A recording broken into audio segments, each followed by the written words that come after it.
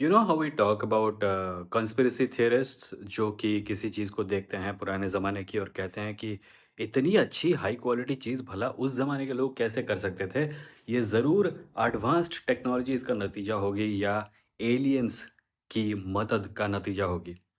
मुझे लगता है कि कई कामों के मामले में हम उसी दिशा में बढ़ रहे हैं। जब कोई एआई का इस्तेमाल करके लिखता है या एआई का इस्तेमाल करके कुछ बनाता है, तो इंटरनेट उससे भरने लगा है, जैसे कि मैंने पिछले वीडियो में बताया था।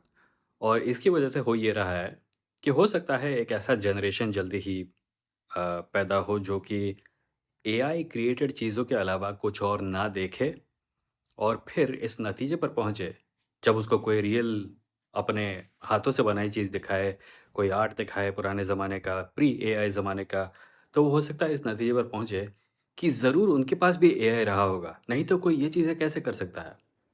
मुझे लगता है कि ये एक पॉसिबिलिटी है कि एक जनरेशन ऐसा आएगा, जिसको यकीन ही नहीं होगा कि इंसान कुछ कर सकते हैं। ये जनरेशन होगा वो जो कि एक तो इंसानों की क्षमता से अवगत नहीं होगा और इसीलिए ये भी समझने लगेगा कि वो खुद कुछ नहीं कर सकता बगैर मशीनों की मदद से। और बी वो यकीन करना छोड़ देगा कि इंसान कुछ कर सकते हैं। और ये एक हद तक हमको ऑलरेडी दिखना शुरू हो गया है। कई लोग लिखते हैं और लोग उनसे कहते हैं ये ज़रूर एआई की मदद से लिखा होगा, क्योंकि वो लोग इमेजिन भी नहीं कर पाते कि कोई लिख सकेगा एआई की मदद के बिना, या ड्रॉ कर सकेगा या गा सकेगा या म्यूज़िक बना सकेगा। दुनिया की सबसे पुरानी ब्लॉग्स में से एक है कोटकी.org, जिसको चलाते हैं जेसन कोटकी, और जेसन रिसेंटली रोम गए थे और वहाँ पे एक म्यूज़ियम में उन्होंने कुछ रोमन स्कल्पचर्स के फ़ोटोज़ लिए। ये है उन फ़ोटोज़ में से एक, बर्निनीज़ रैटो डी प्रॉस्पेरिना। और आप इसको देख सकते हैं। जब मैंने देखा तो मेरे साथ कुछ अजीब-सा हुआ, क्योंकि मुझे यकीन नहीं हुआ कि ये पत्थर पर की गई कारीगरी है, कि ये किसी इंसान ने बनाया है और ये एक 3D मॉडल नहीं है या ये एआई जनरेटेड नहीं है। और ये क्यों हुआ? ये इसलिए हुआ क्योंकि मैं इस लेवल की कारीगरी करने का सपना भी नहीं देख सकता। मैं इस प्रकार की आर्टिस्ट्री नहीं कर सकता। पत्थर क्या, मैं कागज़ पर भी नहीं कर सकता। और इसीलिए जब मुझे कोई दिखाता है ऐसी चीज़, तो एक पल के लिए मुझे यकीन नहीं होता कि ये, फ़ॉरगेट द फैक्ट कि मैं किसी असली चीज़ को देख रहा हूँ। मुझे इस बात पर भी यकीन नहीं होता कि ऐसा हो सकता है।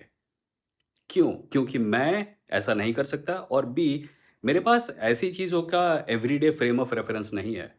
मेरे पास इस लेवल की एक्सक्विज़िट कारीगरी का एवरीडे एग्ज़ाम्पल नहीं है। इसलिए जब कोई मुझे फ़ोटो दिखाता है तो मुझे लगता है नहीं, ये मुझे अपनी आँखों से देखना पड़ेगा, नहीं तो मैं यकीन नहीं कर पाऊँगा। पर फिर मैं यकीन कर लेता हूँ, क्योंकि मेरे पास फ्रेम ऑफ रेफ़रेंस एक्चुअली है। मैं एजुकेटेड हूँ, मुझे पता है स्कल्पटिंग एक बहुत पुराना डिसिप्लिन है।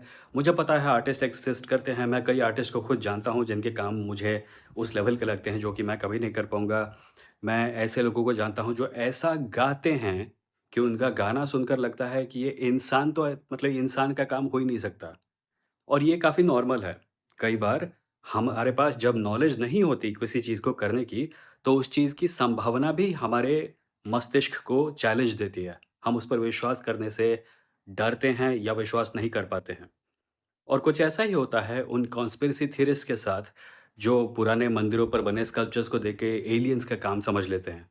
मैंने प्रवीण मोहन और उसके जैसे दूसरे लोगों पर पहले वीडियो बनाए हुए हैं, अगर आप चाहते हैं तो उन वीडियोज़ को देख सकते हैं, और उनमें से कई वीडियोज़ अब मेंबर्स ओनली हो चुके हैं। पर उनके साथ जो होता है वो यही है, एक चीज़ जिसको करने का फ्रेम ऑफ रेफ़रेंस आपके पास नहीं है, जिसको करने की क्षमता आप में नहीं है, और इसीलिए उस चीज़ पर यकीन करना आपके लिए मुश्किल हो जाता है। जो सवाल मैं फ़ेस कर रहा हूँ, वो सवाल ये है कि श्योर, एआई और फ़ेक इन्फॉर्मेशन वगैरह की वजह से हमारे सामने एक बड़ी प्रॉब्लम ये है कि हमें बहुत सारे झूठ का सामना करना पड़ेगा और हमें पता करना पड़ेगा कि ये झूठ है या ये सच है।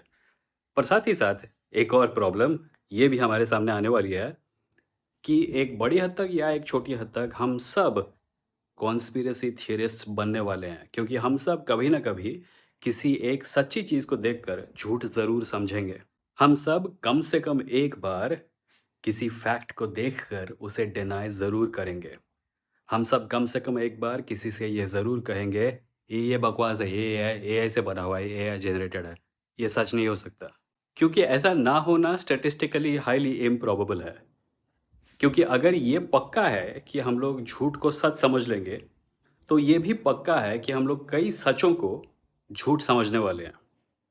और जब ऐसा होगा, तो हमारे सामने रास्ते क्या-क्या हैं? क्योंकि कॉन्स्पिरेसी थियरिस्ट सिर्फ वो नहीं होता, जो कि किसी पुरानी ह्यूमन स्किल को एलियंस का काम समझ लेता है।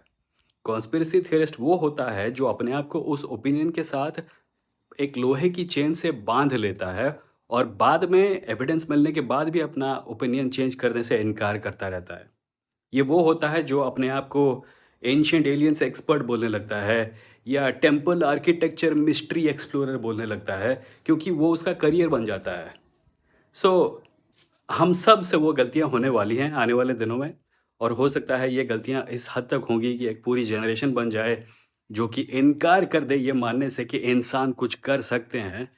पर ज़रूरी ये होगा कि हम लोग उन ओपिनियन से पूरी तरह से बंध ना जाएँ और अपने आप को इतना फ्री रखें मेंटली कि अगर किसी चीज़ के अगर अगर कोई चीज़ है जो कि सच है पर हम उसको झूठ समझ रहे थे और हमारे सामने फिर एविडेंस आए कि ये सच है, तो हम उसको सच मानने से भी इनकार ना करें।